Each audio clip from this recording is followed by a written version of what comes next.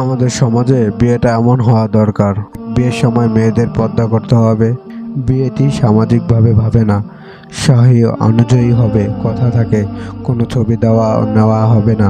মেয়ে দেখতে ছেলে, মা ও বোনে ছাড়া আর কেউ যাবে না। ছেলে বাবার বিয়ে আগে মেয়ে পাত্রী দেখতে পারবেন না। কোনো রেস্টুরেন্টে মেয়ে দেখার আয়োজন হবে না। গায়ে মরিচ হবে না, বালি ও লাইটিং হবে না, গান নাচ হবে না, আগত অনুষ্ঠান হবে না। বিয়ে হবে শুক্রবার আসার পরে, বিয়ে হবে মসজিদে। কোনো গেট ধরা ও সালাসালি মজা করা হবে না।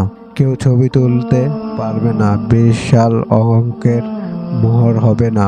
ছেলের সামর্থ্য মতো হবে। ছেলের সাথে আলোচনা করে নির্ধারণ করা হবে। কাবিনটি টাকা ছেলের ইনকাম হালাল টাকা হবে। কাবিনের টাকা বিয়ের দিন মেয়ের হাতে তুলে দেওয়া হবে। বর যাত্রী নামে একজনেরও ভুরিভোজ হবে না। আকদের পর বউ নিয়ে যাওয়ার হবে ছেলের বাড়ি। নিয়ে ছেলে চাইলে বউ সাজাবে বিয়ের সাজে, তবে সেটা ছেলে, মা বাবা, বোন আর ছেলে দেখবে। বউকে মূর্তির মতো স্টেজে বসানো যাবে না। বউ ভাত চাইলেও ছেলের করতে পারবে। যৌতুক অভিশাপ হিসাবে একটি সুতাও যাবে না ইনশাআল্লাহ।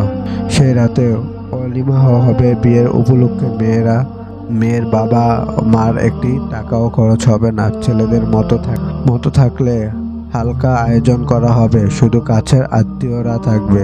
বর বউকে কি দিচ্ছে এবং কয়েক ভরি স্বর্ণ দেওয়া হবে তা জানতে চাওয়া হবে না। তাদের ছেলের বউ কিভাবে সাজাবেন সেটিও তাদের বিষয়। এখানে উল্লেখ্য যে বিষয় আলোচনায় কোনো পক্ষে তৃতীয় কোনো ব্যক্তি থাকবে না। সব মেয়ের বাবা এবং ছেলের বাবা কথা বলে ঠিক করবেন। আমরা যারা আল্লাহর সন্তুষ্টর জন্য বিবাহ করতে চাই, আমাদের এমন দৃঢ় প্রত্যয় রাখা উচিত। আল্লাহ আমাদেরকে যেন কবুল করে নেন, আমিন।